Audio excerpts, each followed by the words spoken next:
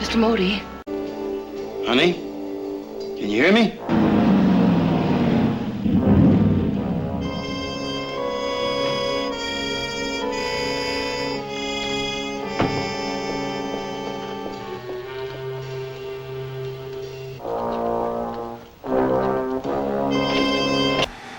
Hey guys, welcome back to Dirk's Luma Files. And an epic fail. As you guys know, that have been following for a while, my channel was not built to show you how to build models. My channel was created to show you how not to build models. And this is one of those times. I think it's disingenuous to show you every build that I make and they're like, well, lack of a better word, perfect or without issue and stuff like that. I think if you've watched this from the beginning, you know that I don't do that because I've shown you every issue and then some. Well, I've had some more with this car, and yeah, it's just a train wreck. I mean, this is like Addams Family train wreck type style stuff here. But regardless of that, I pushed through it to finish it. Now let me give you a quick recap. You know about the wheel issue we had. They were sticking out really wide, so I had to tuck them in, and the car was also riding real high, so we had to lower the wheels. So that required a lot of butchering of the suspension system, both front and back. I'm not, to be honest with you, I'm not going to sit here and say this kit sucks, and that was the cause, was the kit. I honestly can't say that. To be honest with you, I'm leaning more towards the fact that I must be losing it, because I don't feel like I'm getting better or honing my skills. I just feel like I'm deteriorating. And this model is definitely the epitome of it. But so we had the issue with the wheels. Again, a lot of butchering and everything to get them to fit. So once we lowered it now, the exhaust system had to come off, because the way the exhaust system was put on, according to directions, was now leaning on the ground. So I had to remove it. I had to cut and hack and stuff it in between the frame rails. I'm not sure if that's how a real Cobra exhaust is. It doesn't matter. I could have left it off, to be honest with you, and just put the exhaust tips on, and nobody would have been the wiser. But I still felt like I had to do it, so I did that. Then we were trying to put the emblems paint the emblems on the sides of the fenders, give it a little bit of character, because this kit doesn't have any decals, or at least When I got it, it didn't have any decals. So while I'm going to wait to find some decals for the front and rear Cobra emblems on it right now, I wanted to paint the side emblems. So I masked it off and went to town painting it, and when I went to take the mask off, it took half the paint with it. So now all the Wimbledon white has been removed from the side of the car. And to fix this, to be honest with you, probably the best thing is to take it apart, dip it in, super clean, oven cleaner, whatever it is that you use, and start over again. But because of all the work that went into it and the effort I went to secure the body to the frame, I would destroy the car to get it off. It'd be much easier to just go out and buy a new kit and build it from scratch again. But I just don't have the energy to do that. I'm just so lack of a better word, I'm just not feeling it anymore. I just want to get done with this. So I've decided that I'm going to move on, and I want to finish it. So I went forward, put the headlights in, the bumpers and all that stuff, the gas cap, which was another almost fail because I was working with that and it disappeared. It fell on the floor. I heard it hit the floor, and I got a hardwood floor, and I heard it pink once, and then that was it, silence. But I went to work looking for it, and about 2 hours later, I found it, which made me happy because it's prominent. It sits right here on the back of the fender, so it's very prominent. So I wanted to get that in there, but so that was a issue that was avoided. So that's good. But anyway, we're gonna wait and see if we can't come across at some show or something, some decals. I can put them on. And then maybe at some point I'll want to try to repaint the side. I don't know. Like I said, I'm just kind of just don't have any effort to do it anymore on this car. I did scratch build a phone for the interior, just like she had. Okay. Tuck that up under the dash, so again gives it that Honey West feel. The hood does open. I can't do it one-handed, but it does open. But what I didn't do is I didn't affix the hinge at the bottom so I could take it off, because any other Cobras I've seen, and the one Cobra I have over there, when you open it, the hood only opens a little bit, and you only see a fraction of the motor. So the way I have it now, it'll open and come out, and you can really get a good look at the motor and stuff. So that's cool.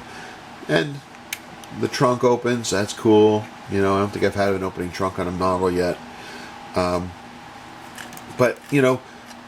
overall, I'm pleased with it. I love the interior. I think the interior turned out great.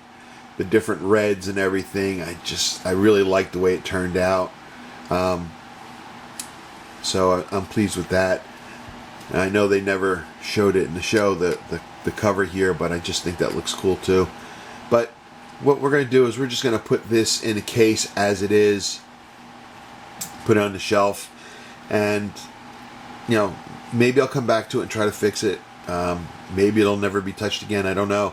But another thing I've always said is, people have asked, well, why not just go buy a die-cast model of it and be done with it? Well, the fun for me is the building of it, even with the errors and issues that I've had and the imperfections.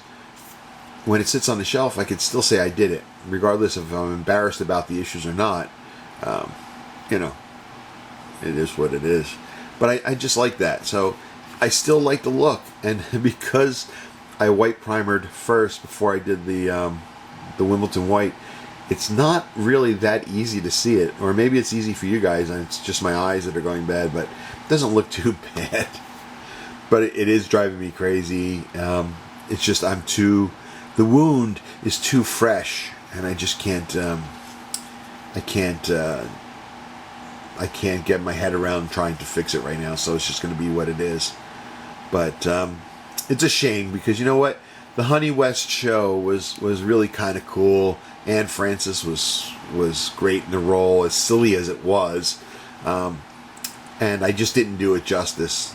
But, you know, I'm still glad to have this on my shelf. I think it looks pretty cool. Nonetheless, you know, flaws and all. But like I said, I'll still look for those decals because I think that's like the most...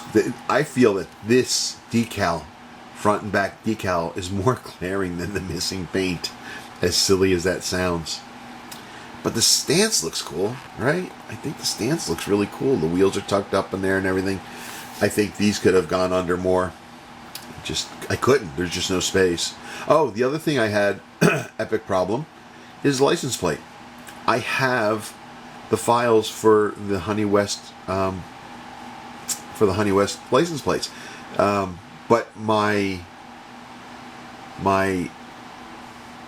Paint Shop Pro application is, you know, it was just a trial and it expired. And so I can't get in there and do any adjustments or anything to get it down to the right size to print it. And using Paint, Microsoft Paint, it doesn't work. It just does not work. So I could not print out the license plate, which is also very key to identifying this as not just a Cobra, but the Honey West Cobra. Anyway, that is my story. I'm sticking with it. Again, it's a shame that I screwed the pooch so badly on this.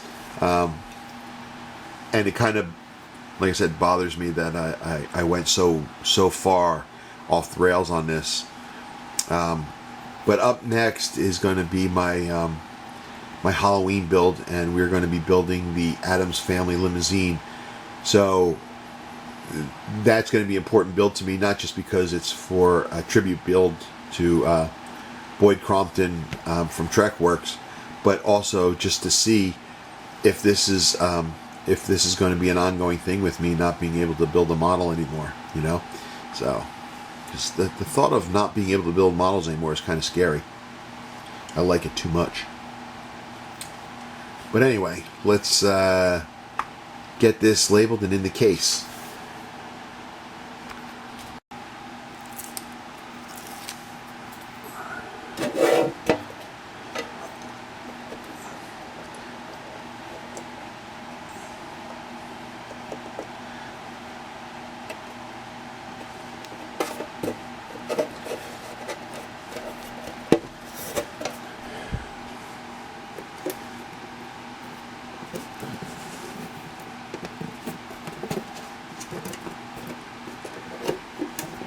There we go.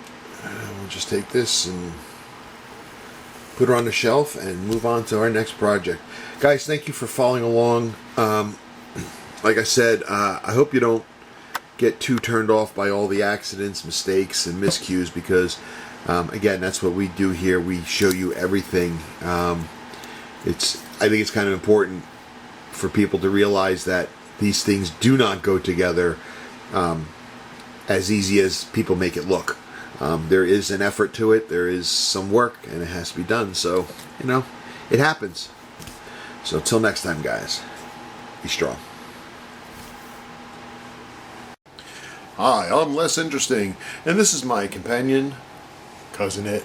Halloween's around the corner, so we're getting together to do ourselves a Halloween special. And here's an excerpt from our next interview.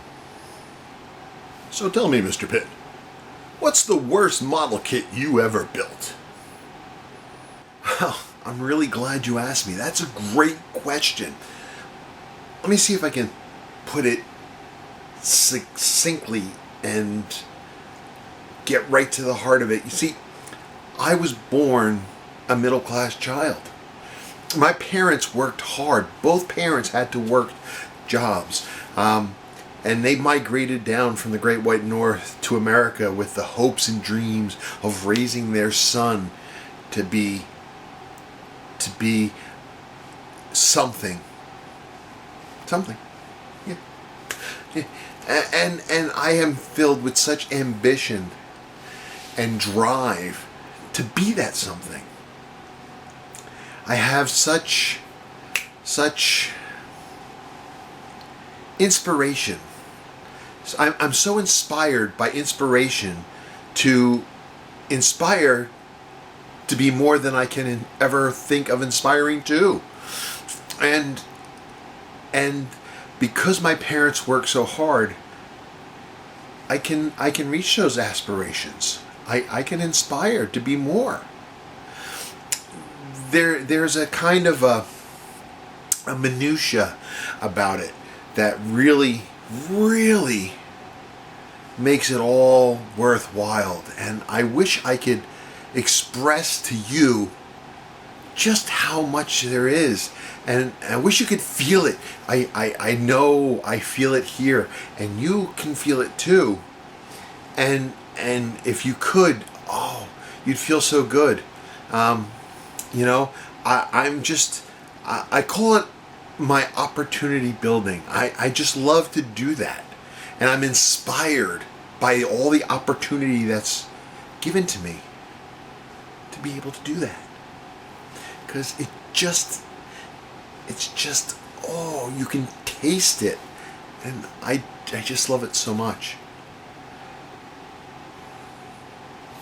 I hope that makes sense.